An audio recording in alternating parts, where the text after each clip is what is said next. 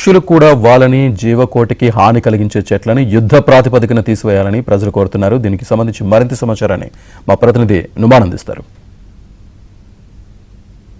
Conocarpus చెట్ల తొలగింపు మరోసారి చర్చనీయాంశంగా మారింది. తెలంగాణ అసెంబ్లీ వేదికగా స్పీకర్ గడ్డం ప్రసాద్ కోనోకార్పస్ చెట్ల తొలగింపు మీద ఇటు ప్రభుత్వానికి కొన్ని సూచనలు చేశారు. గత ప్రభుత్వం హయాంలో దాదాపు లక్షలాదిగా ఇటు కేవలము హైదరాబాద్ నగరంలోనే కాకుండా రాష్ట్ర వ్యాప్తంగా లక్షలాదిగా నిషేధమైనటువంటి కోనోకార్పస్ చెట్లను నాటారు. సో ఆ చెట్లు అత్యంత ప్రమాదకరం కాబట్టి వాటిని తొలగించాలంటూ కూడా ఇప్పటికే ప్రభుత్వానికి కూడా కొన్ని సూచనలు చేయడం మరోసారి హాట్ టాపిక్ గా మారినటువంటి పరిస్థితి. సో ఈ నేపథ్యంలో తాజాగా స్పీకర్ గడ్డం ప్రసాద్ అసెంబ్లీ వేదికగా చేసినటువంటి వ్యాఖ్యలు అయితే మరోసారి చర్చనీయాంశంగా మారాయి. మరి ప్రభుత్వము ఈ చెట్ల తొలగింపు మీద ఏ విధంగా ముందుకు వెళ్తుంది ఏంటి అనేది కూడా ఒకంత ఆసక్తికరంగా మారిందని చెప్పవచ్చు. హైదరాబాద్ నగర వ్యాప్తంగా ఇటు గ్రేటర్ హైదరాబాద్ పరిధిలో రంగారెడ్డి, మేడ్చల్, సంగారెడ్డి, హైదరాబాద్ జిల్లాల పరిధిలో దాదాపు 1 కోటికి పైగా కోనోకార్పస్ చెట్లు ఉన్నాయి. ఇదంతా కూడా అత్యంత ప్రమాదకరమైనటువంటివి అని చెప్పవచ్చు. దీనివల్ల శ్వాసకోశ సంబంధిత వ్యాధులు కూడా వచ్చేటటువంటి అవకాశం ఉందని కూడా ఇప్పటికే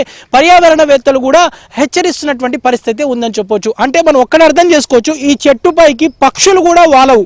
ఆ నీళ్లు ఒక్కసారి ఈ చెట్టును నాటి నీళ్లు ఒకసారి పెట్టేస్తే ఈ చెట్టు ఆటోమేటిక్ గా బతికిపోతుందంటే మనం అర్థం చేసుకోవచ్చు ఇది ఎంత ప్రమాదకరమైంది ఏంటనేది కూడా. సో ఈ నేపథ్యంలో స్పీకర్ చేసినటువంటి తాజా వ్యాఖ్యలతో మరోసారి ఇటు హైదరాబాద్ నగరవాసులు ఇటు పర్యావరణవేత్తలు చాలా మంది కూడా ఒకంత ఆందోళన వ్యక్తం చేస్తున్నటువంటి పరిస్థితి ఉందని చెప్పవచ్చు. సో ప్రస్తుతం మనతో పాటు మాట్లాడడానికి కొంతమంది ఉన్నారు, వారితో మాట్లాడదాం. చెప్పండి, ప్రధానంగా కోనోకార్పస్ చెట్లు ఏదైతే స్పీకర్ కూడా ఈ తొలగించాలని కూడా ప్రభుత్వానికి మరోసారి కోరినటువంటి పరిస్థితి ఏంటి? అసలు మీ పార్కులో ఇక్కడ ఎన్ని చెట్లు ఉన్నాయి? ఏంటి ఇది గత ప్రభుత్వం ఆ రోజు ప్రోగ్రాం పెట్టుకొని చెట్లు నాటే ప్రోగ్రాం పెట్టుకొని దానికి కొన్ని కోట్ల రూపాయలు వెచ్చించి దాని పేరు మీద చెట్లు నాటుతున్నాం అనే పేరు మీద కొన్ని హరితహారం అనే పేరు మీద కొన్ని కోట్ల రూపాయలు వెచ్చించి ఈ విధంగా మనుషులను చంపి మనుషులకు రోగాలు కలిగించి మనుషులకు హానికరం సృష్టికి హానికరమైన చెట్లు నాటే పని చేసింది.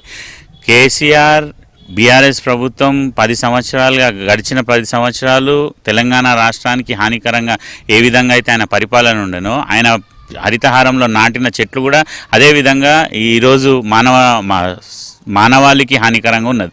ఈ కోనోకార్పస్ చెట్లని గుజరాత్లో, కర్ణాటకలో అనేకమైన రాష్ట్రాల్లో బ్యాన్ చేయబడ్డది. రీజన్ ఏంటంటే ఈ చెట్లు గ్రౌండ్ వాటర్ లెవెల్ని తీసేస్తుంది. ఈ చెట్ల పక్కకున్న చెట్లకు నీళ్లు పోసినా కూడా ఆ చెట్లని నీళ్లు తీసుకొనియకుండా ఈ చెట్లే గుంజుకుంటాయి. గ్రౌండ్ లెవెల్ వాటర్ కూడా ఉండనీయకుండా చేసే ప్రమాదం వీటితో ఉన్నది. ఇంకొకటి, ఈ చెట్లు ఇలాగే కంటిన్యూ అయితే ఈరోజు 2025 నుంచి ఇంకొక 10-15 సంవత్సరాల తర్వాత కార్బన్ డైఆక్సైడ్ పర్సంటేజ్ ఎంత అయిపోతుంది అంటే మనుషులు బ్రతకలేని పరిస్థితిలో ఈ చెట్ల వల్ల హాని ఉంటుంది. కాబట్టి ఈ చెట్లని కొన్ని రాష్ట్రాలలో బ్యాన్ చేశారు. నిన్నటి దినం స్పీకర్ గారు ఏదైతే కోరుకురో అది సీరియస్గా ప్రభుత్వం తీసుకొని దీన్ని యుద్ధ ప్రాతిపదికన తీసుకొని వీటన్నిటిని హైవేల మీద, కాలనీలలో, పార్కులలో ఎక్కడెక్కడెక్కడైతే ఉన్నాయో ఈ చెట్లన్నీ తొలగించేస్తే సమాజానికి మంచిది. అయితే మొక్కలు ఏం చేస్తాయంటే కార్బన్ డైఆక్సైడ్ తీసుకుని మనకి ప్రాణవాయువుని అంటే ఆక్సిజన్ ఇస్తాయి. అంటే మనిషికి చెట్టుకి మధ్యలో ఒక సమతా స్థితి అనేది ఏర్పడుతుంది. అయితే ఇక్కడ ఏమవుతుందంటే మనము కార్బన్ డైఆక్సైడ్ వదిలేస్తున్నాం, మొక్కలు కూడా కార్బన్ డైఆక్సైడే వదిలేస్తున్నాం. కాబట్టి మనకి పీల్చుకోవడానికి ఆక్సిజన్ లేదు. ఇప్పుడు సిటీలో, హైదరాబాద్ సిటీలో ముఖ్యంగా గ్రౌండ్ వాటర్ ప్రాబ్లం ఉంది. ఇప్పుడు మనిషి రక్తాన్ని పీల్చినట్టుగా జలగలు ఈ చెట్లు అనేవి భూమిలో ఉన్నటువంటి నీళ్లు కాస్త కూస్తో మిగిలిన నీళ్ళన్నీ అవి పీల్చేస్తున్నాయి. అంటే గ్రౌండ్ వాటర్తో సతమతం అవుతున్నాం. అయితే ఇంకోటి ఏంటంటే యాక్చువల్గా ఈ భూమి మీద 0.03% మాత్రమే కార్బన్ డైఆక్సైడ్ ఉండాలి. అయితే హైదరాబాద్లో ఇళ్లలో ఉండేవాళ్ళు కూడా అంత కాంక్రీట్ జంగల్గా మార్చి కనీసం చిన్న తులసి మొక్కలు లాంటివి కూడా పెంచుకోవడం లేదు. అయితే మీరు ఇక్కడ ఇంటర్వ్యూ చేస్తున్నారు, ఈ కోనోకార్పస్ చెట్టు ఏ చెట్టు అయినా సరే చల్లదానాన్ని ఇవ్వాలి. గమ్మత్తు ఏమైందంటే ఈ చెట్టు కింద కూడా బాగా వేడిగా ఉంది.